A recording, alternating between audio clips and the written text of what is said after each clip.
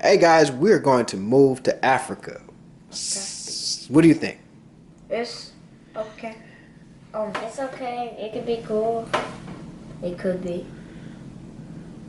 Which is a big could.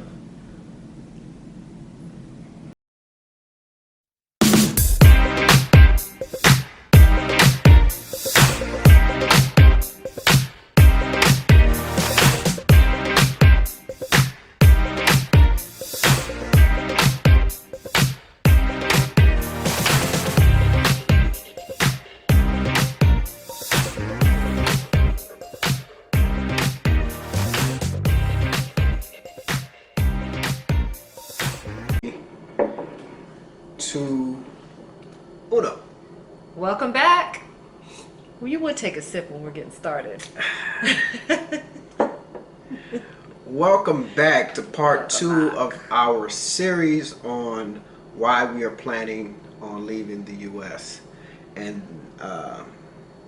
We're ready today. We're ready to get down to it. what does the data say? We got the data in front of you. I'm not kidding you guys.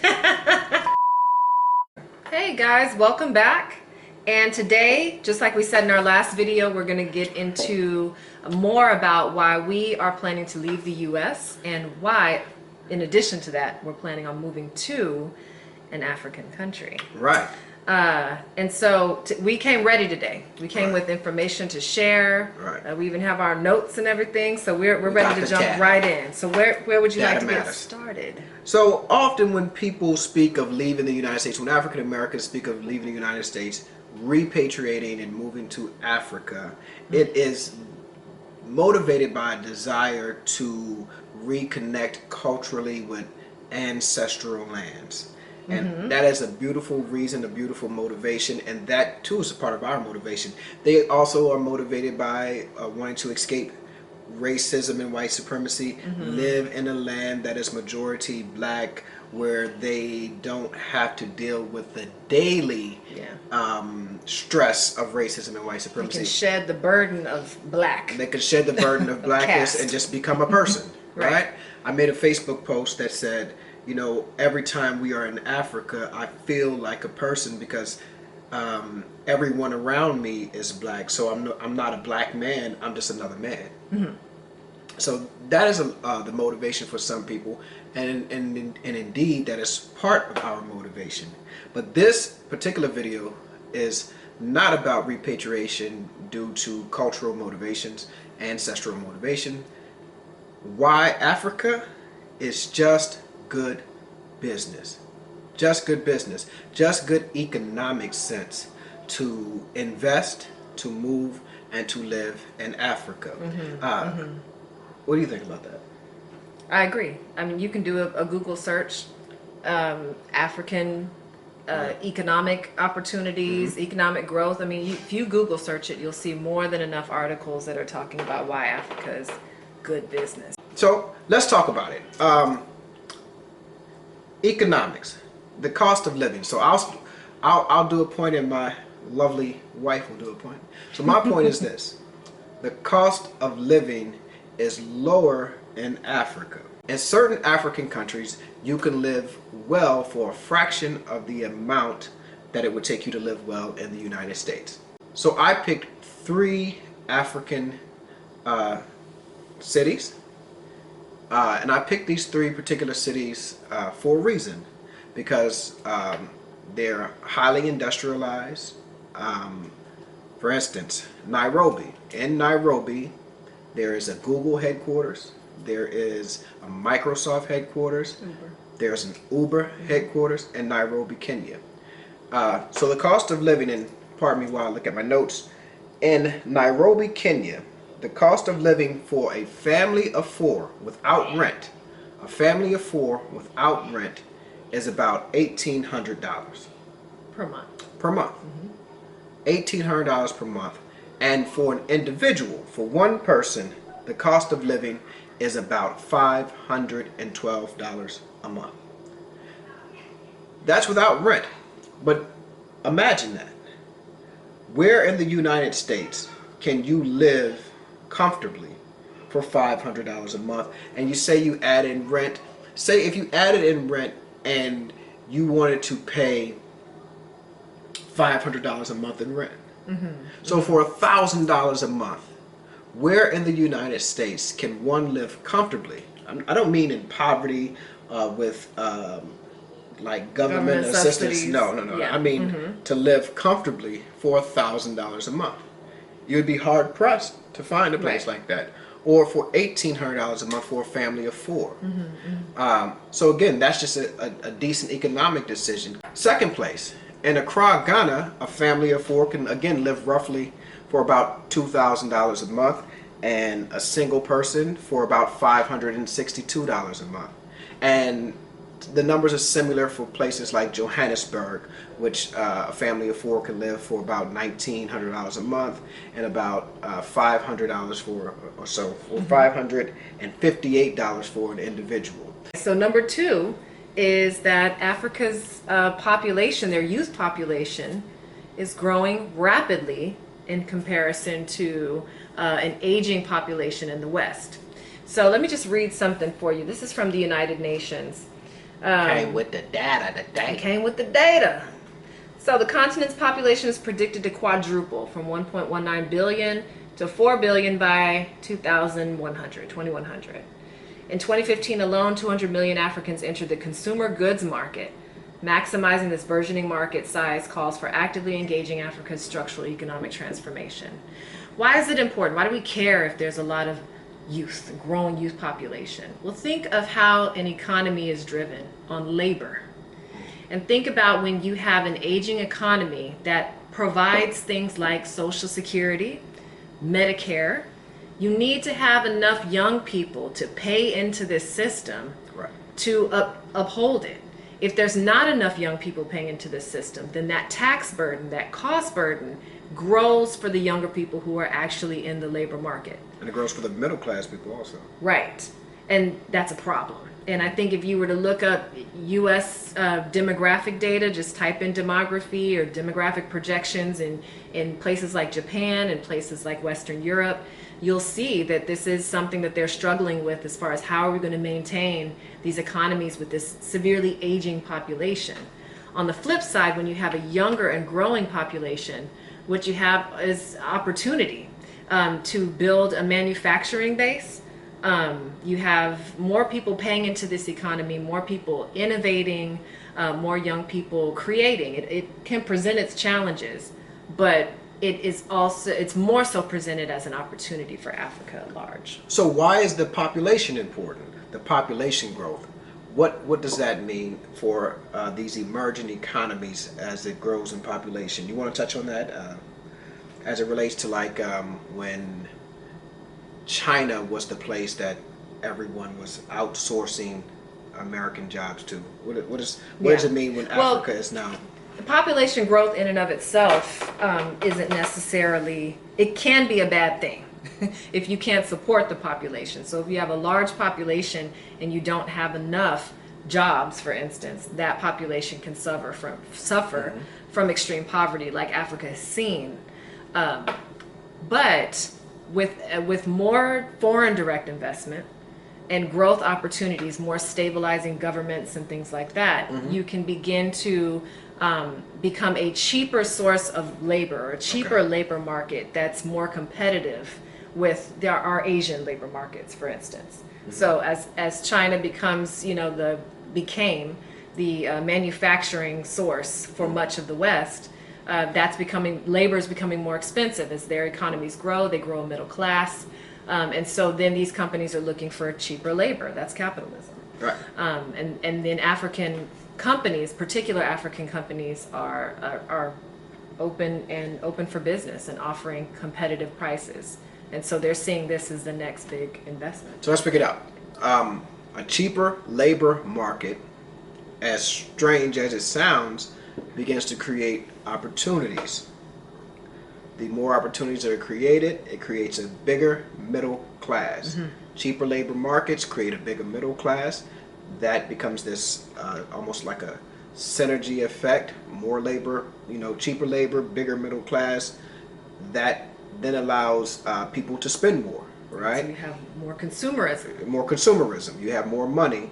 because you have people who are now moving from one particular class into the middle class, and now they begin to get middle class desires. I want to send my child to a nicer school. I want to get my watch this. I want to get my car washed on the weekends, or I want to travel. I want to Take a travel. I vacation. want to go to the mall, and buy things. Right. So again, the consumer economy grows, and for anyone who is in business, that's a great opportunity.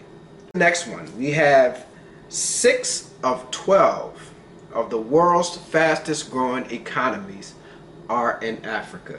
6 Yep. of 12. That's half. Half of the world's fastest growing economies are on the continent. And that includes Cote d'Ivoire, Mozambique, Rwanda. Yep. Forgot the other 3. But DRC, Democratic Republic of the Congo. Ethiopia. Yes. Ethiopia. We got three in the east. Right. To the east, my brother, to the east. So, And that not only are they, but they're also growing more rapidly, and they are more profitable. let's talk about it.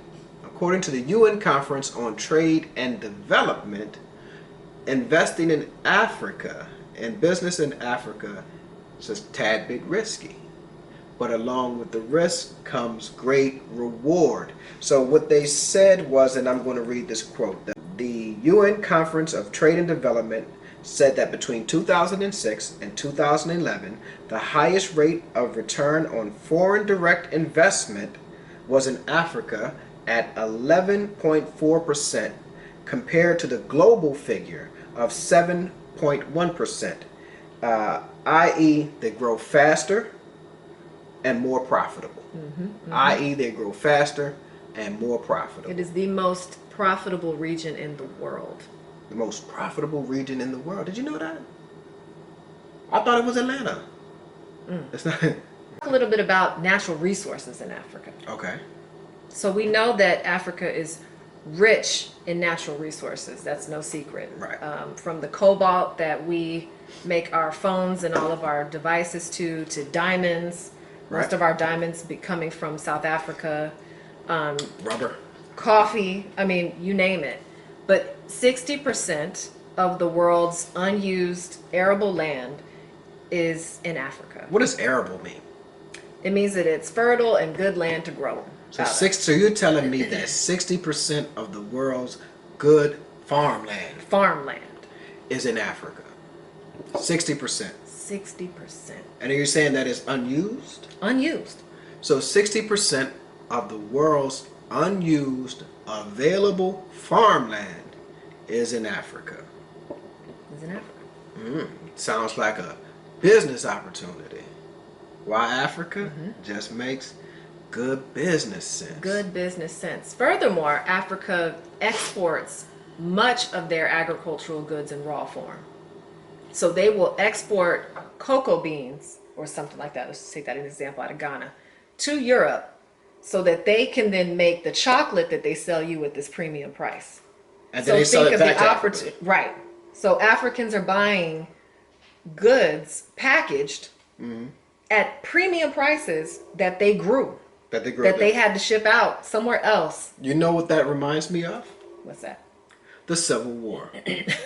How so? Because that's what was happening in the South. The South was agricultural. The North was industrial. The England was industrial. All of this cotton was being grown in the South, shipped to the North or shipped to Europe, and then being manufactured, made into shirts, made into cloths, made into sheets, whatever have you. Sheets, I mean, you know. Yeah. For the night rides. And then shipped back to the South to have to purchase stuff that they grew themselves. Well, they didn't grow it themselves. That our ancestors grew. Right. But anyway, But so that's happening in Africa today. So they are saying, hey, why are we doing this? Right. We can package our own goods.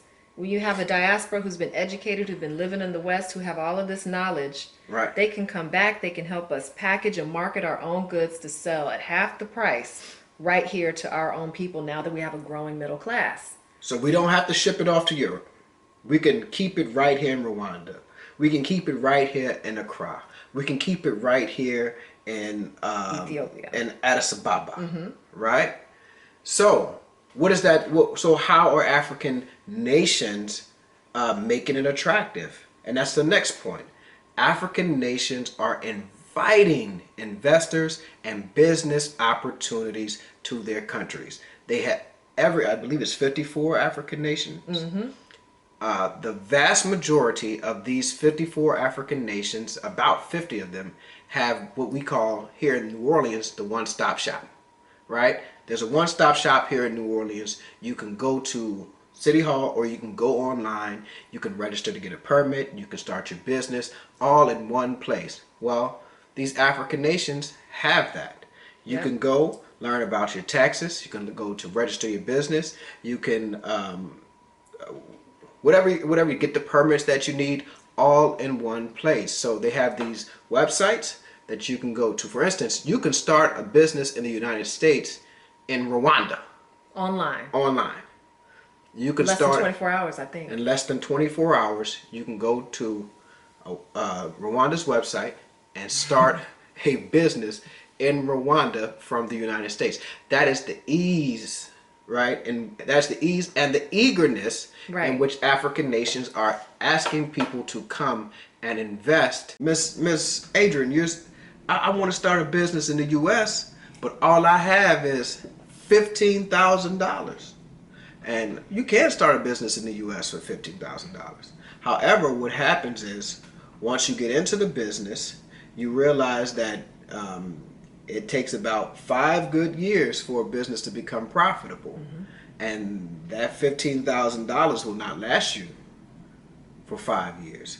And you may not be making a profit, right, within those 5 years. So now you're living kind of, as my mother would say, pillar to post, whatever that means, right? But you're struggling to keep this business alive. However, as we talked about before in the previous video, there's a way of taking your money, multiplying it by investing in one of these African quote unquote emerging economies. And by doing that, you can stretch that money and make that business profitable because again, the money stretches, and as we talked about earlier, the cost of living is so much cheaper. So you have $15,000, $20,000 that you want to invest in a business. You can try it in the United States, and it's possible that it will work. You can also look at an opportunity in another market and try it there, and again, that money is multiplied. So now you have better chances of it working, and you can kind of spend more money on marketing, spend more money on advertising, or whatever have you. So the next point that we would like to talk about is the digital economy and why that is important. Why the digital economy growing in Africa is important. So why is it important? It's important because all we have to do is look at how access to the internet, high-speed internet, has changed the way that we live our lives. It's opened up opportunities in business. It's connected us globally. People have just created new businesses because of the internet. It's democratized a lot of business opportunities and lowered the barriers. So in Africa, that is going to change the game. All right. That's going to change the game. So does Africa have access to the internet? Well, let's ask the Brookings Institute. According to the Brookings Institute, Sub-Saharan Africa saw the world's fastest rate of new broadband connections between 2008 and 2015. Also, in that same Brookings Institute report, mobile traffic data in Africa is expected to increase 7-fold between 2017 and 2022.